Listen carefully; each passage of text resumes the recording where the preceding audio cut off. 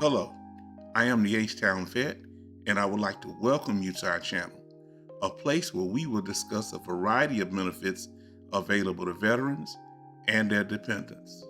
Today's topic, the advantages of requesting and receiving your in-service military records. Stay to the end, and we will discuss other important veteran documents.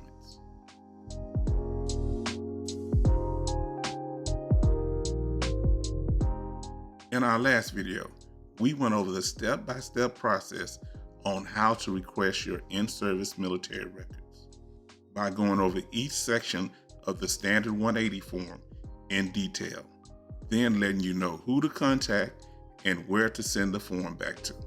Today, we're not focusing on how to fill out the form, but why. Just as important as receiving a veteran's military records is what are you going to do once you have them. In section 2, number 2 of the form, it's important that you select your purpose for needing the in-service military records. And this will depend on why you need the information or your goal. While there are many, we're going to talk about 7 advantages of having your in-service military records. Number 1, finding a job when you retire or discharge from active duty service. If you are applying or being hired for a position, you are required to submit a copy of your DD-214 to your new employer. I know what some of you are thinking. H-Town Vet, this time you're wrong. You don't know what you're talking about. I didn't have to submit a copy of my DD-214 to my employer. Well, if they ever find out, you may have problems, especially if you have a discharge less than honorable. In my opinion, this is the most important military document because it documents that you served and your status of discharge. Dishonorable discharges and bad conduct discharges can disqualify you for certain employment opportunities and veteran benefits.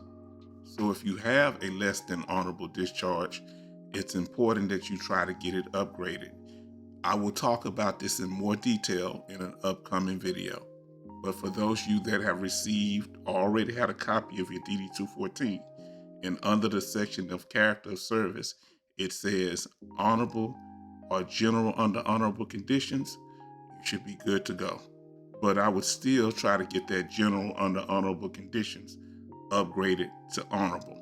One way is to stay out of trouble for at least 2 years after active duty service. Number 2, loans.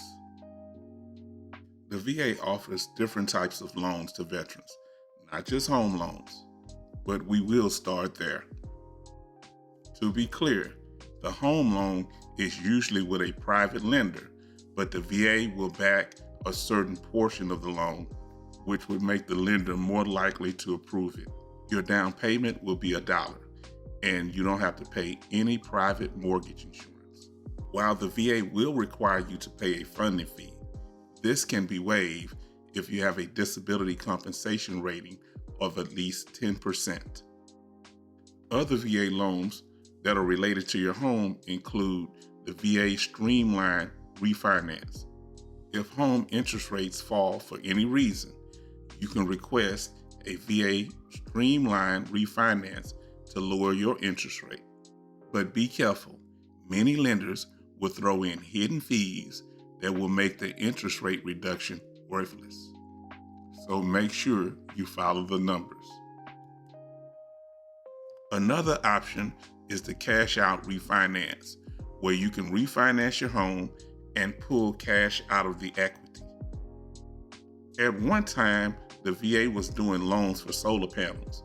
I don't know if they still are. Call them and find out. While it's not a loan, a small business grant can be very beneficial to a veteran that's trying to start their own business. The third advantage to having your military records is medical reasons. Like myself, many veterans that discharge from active duty service cannot afford the health care costs from private insurers. As a result, Many of us end up at the VA hospital trying to get treatment for our illnesses. Because of the time between our discharge and us going to the VA hospital may be a long period, we may have lost some of our documents, including our DD-214. And as you may have guessed, one of the first things that the VA hospital is going to request is a copy of your DD-214. But under most conditions, if you have a bad conduct discharge or dishonorable discharge, they won't give you treatment, but request a patient's advocate from the VA hospital that can help you navigate these types of situations. The document to the right has important information on how to apply for VA healthcare. Another advantage of having your medical records is taking them to your private physician. A lot of veterans don't like dealing with the VA healthcare system, so if they can afford it, I say go to your private doctor. But when you go, don't go by yourself. Take those in-service military records with you. But first, you need to review the medical records yourself. Then submit parts of the record that will help with your treatment or with a future VA claim. Your doctor may not have time to go over your whole claim unless you request that they fill out a DBQ form, which is a VA evaluation form that focuses on what your conditions are. The doctor gives their medical opinion on whether the conditions are service-connected, and finally documents the severity of the condition. If this video has been informative so far, please like, share, and subscribe. Number 4, VA compensation benefits. One of the main reasons people request their military records is to file claims for VA compensation based on an injury or condition that occurred or was aggravated by military service. In this case, the goal for requesting and reviewing your military records is to find a connection between your military service and your current injuries or conditions. While the link you need may be in your medical or dental records, many times your personnel file and your DD-214 can provide the evidence you need to support your claim.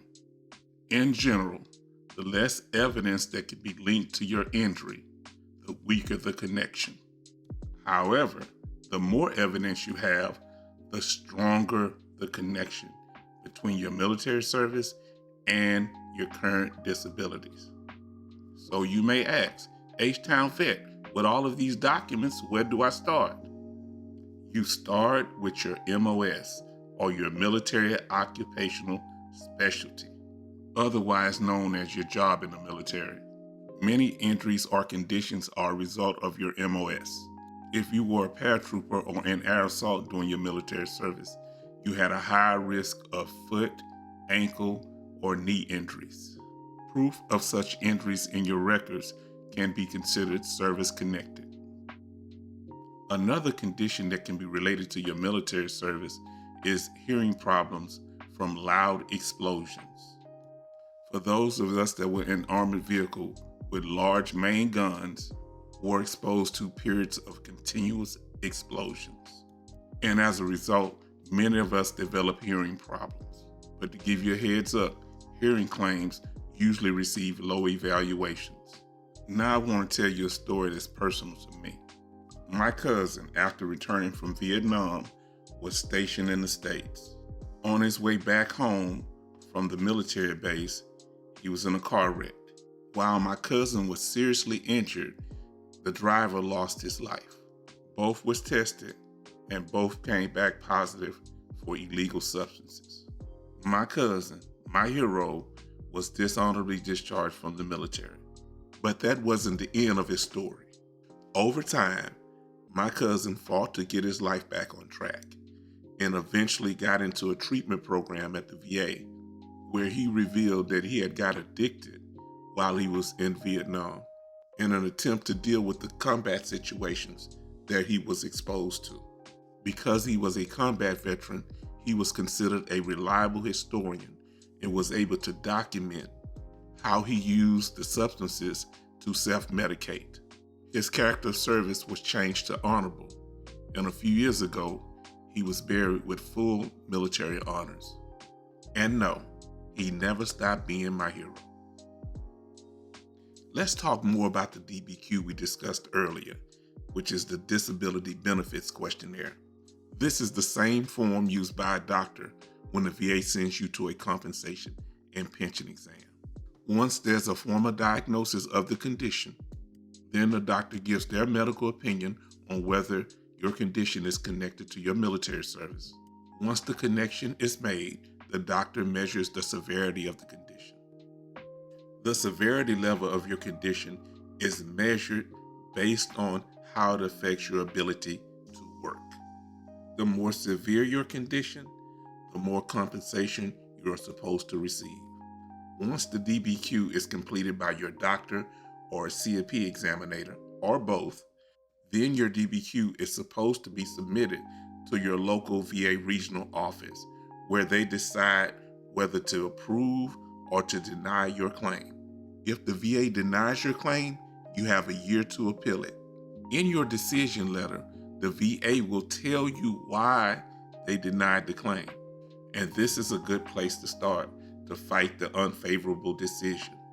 If they fail to properly mention the evidence from your in-service military records and other information that was on the DBQ, you can fight the decision because they did not consider the whole medical record.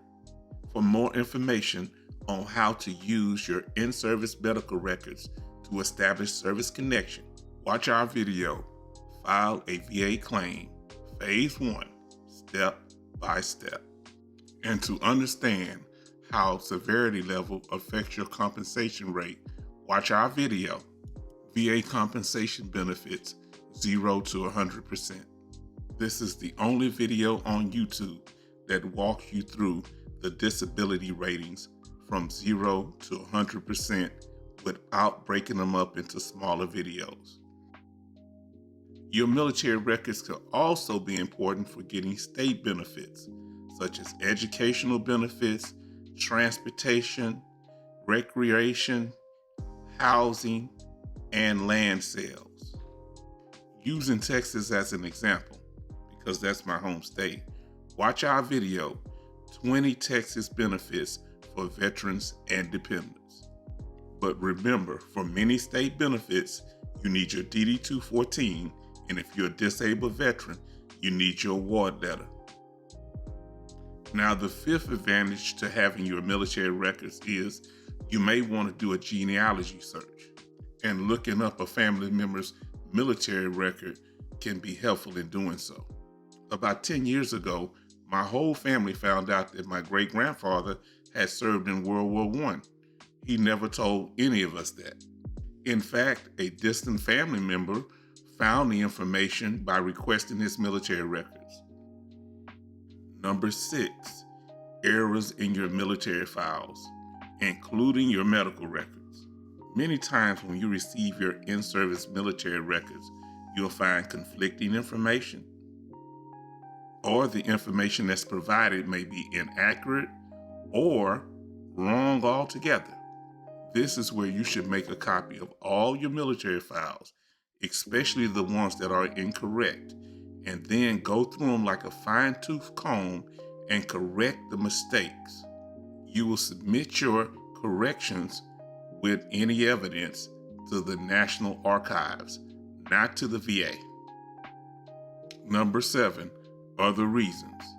If your issue doesn't fall in the first 6 categories, they fall under this one.